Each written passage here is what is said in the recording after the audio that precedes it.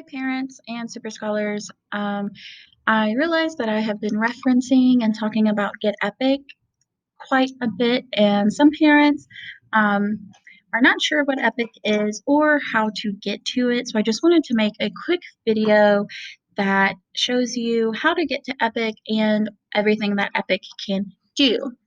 So the first thing is you can check your student's bookmark bar. They might already have it bookmarked just from school. If not, you just have to type getepic.com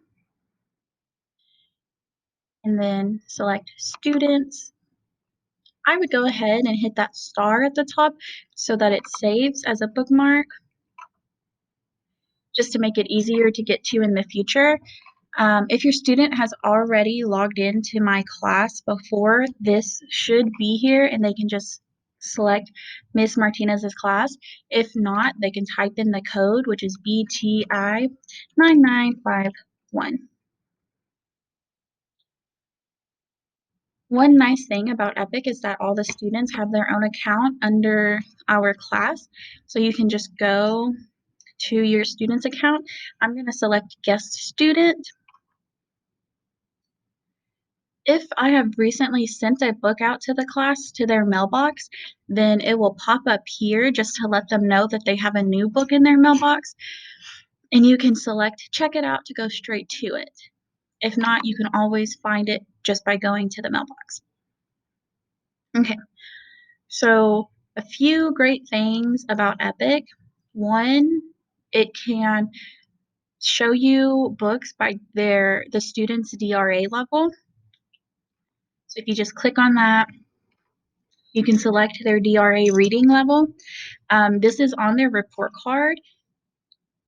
If you're not sure or you can't remember what their level is, you can always just message me. Or if their level on the report card is a letter, then just message me and I can tell you the correct number. So if your student is between 8 and 14, you can hit that and it will show you books only on those levels. The nice thing about this is if your student is below or above the grade level, then you can go to those levels because most of the books I send out through the mailbox will be first grade.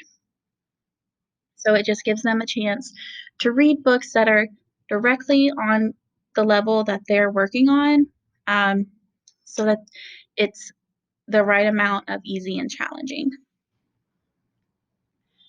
You can also find books that read to the student. So they'll click on it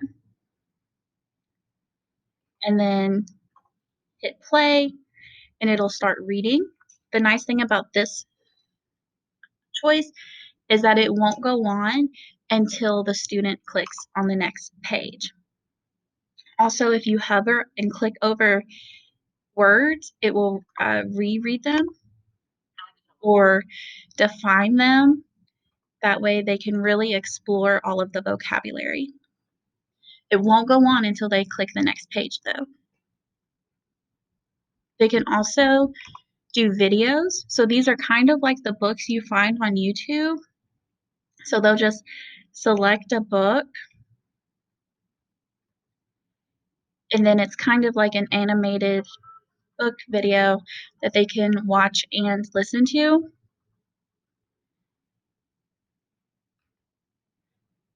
Or they can do audiobooks, which won't show them pictures or videos, but it still does read to them. The nice thing is that you can still find books that they can read and practice reading um, without Epic reading to them, and they just flip through it. But it'll still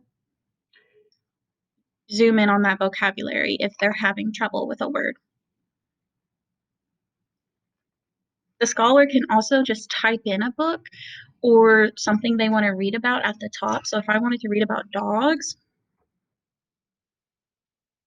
then I can type that in and it'll pull up all kinds of books about dogs or videos or audiobooks.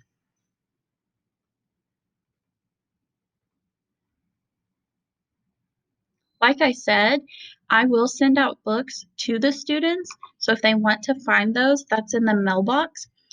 I will send out these books for a few different reasons. One, I might send it out if it's a new book that hasn't been on Epic. Two, I might just send it out because I think that they'll enjoy it. Some of these books are really fun, and I know our scholars like to read lots of different books. Um, or it might just go along with a lesson or be on the same topic as a lesson.